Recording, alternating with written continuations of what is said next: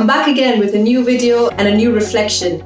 Before I discuss on the topic, I want to share with you a small video which I captured while I was walking about in the park. And if you have a new perspective after watching the video that I'm going to show you, then do share it on the comment box below.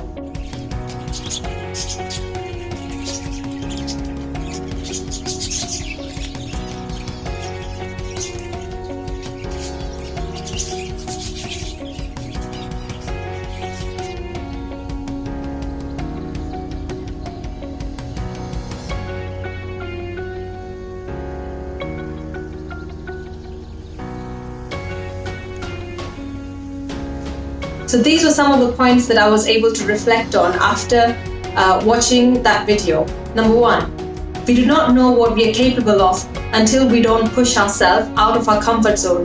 When you look at the birds in the cage, they are in a comfortable place. So they even have the trees provided for them. They have the food provided for them. Whereas when you look at the bird that is outside, he or she has to look for food. But at least he is outside in the open, he can fly to wherever he wants to go. I'm sure you've heard of this saying, the best things in life are on the other side of fear. Sometimes it may not always be easy to make a decision because it challenges you to go beyond of what you can do, to go beyond your comfort zone. But that is why I have this firm foundation, and that is God. Every decision that I take in life, I ask God first. I take my decision in prayer. And I ask God, is this something I should do? And if I feel convinced and I feel convicted about it, even though I feel I'm not able to do it, I will still give it a try. Why? Because I have this firm foundation. I have a strong pillar that I can rely on. One of the decisions in life that I had to make, which pushed me out of my comfort zone, was when I had to make the decision to take a year break and go for a year of full-timership. I was at the peak of my career where I was progressing and doing well, and I was asked to take this 1-year commitment. Again, that wasn't something that was easy to decide because I had to quit my job. I had to leave all the luxuries and the comfort behind. I had to leave behind my family. I had to leave behind all the things that I know was in my control. But now I was asked to go to a place where I did not know the people. I did not know what I was supposed to do, and I did not know, and none of the things were in my control. But it was in that year of my full-timership, when I was placed in Canada, when I experienced the best things in life. I got the opportunity to travel to the most beautiful and scenic places and meet people, spend time with people, and learn about the different cultures. In fact, I even had the opportunity to go to the First Nation communities, which is in the most remote parts of Canada. It almost felt like I had reached the end of the earth. It was really at the most north part of Canada.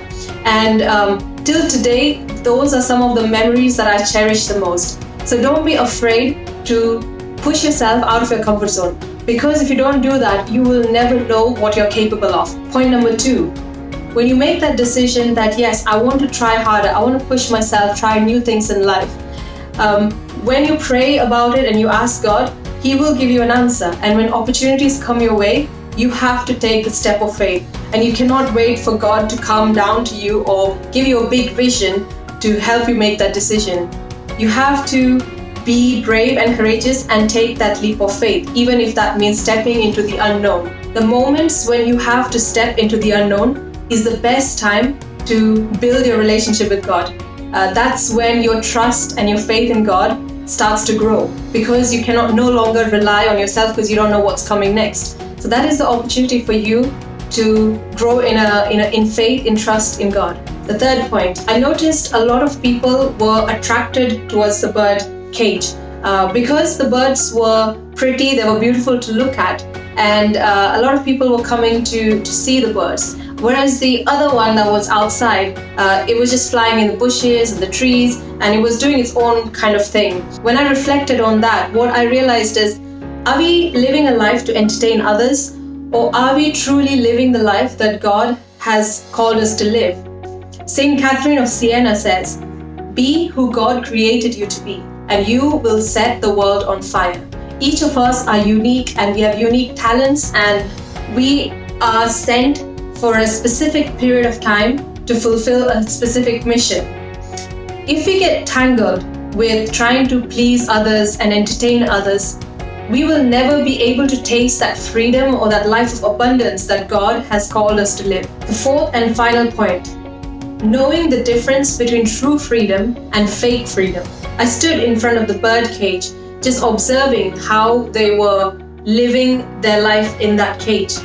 And the way the cage is set up is there is a tree in the middle, there is bird food.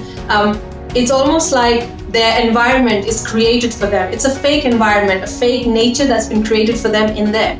And they were happy flying about in between. But what they don't realize is that they're never really free.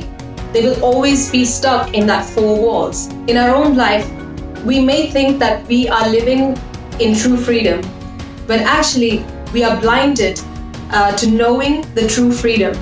And we will always be in that that four walls. Let me explain to you what I mean by that. What do you think is true freedom?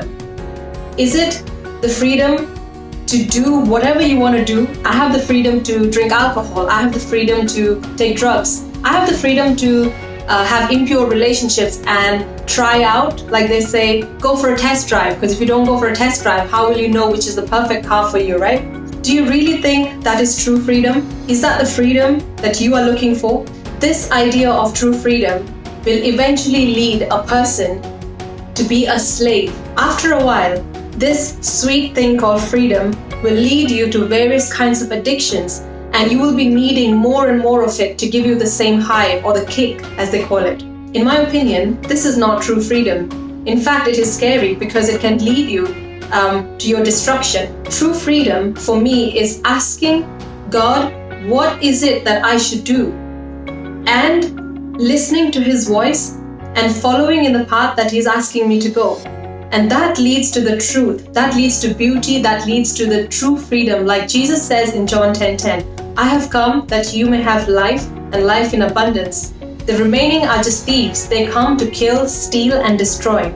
So be careful between the true freedom and the fake freedom. If you want to do a litmus test, ask yourself this question. Is this thing leading you closer to God, or is it leading you away from God?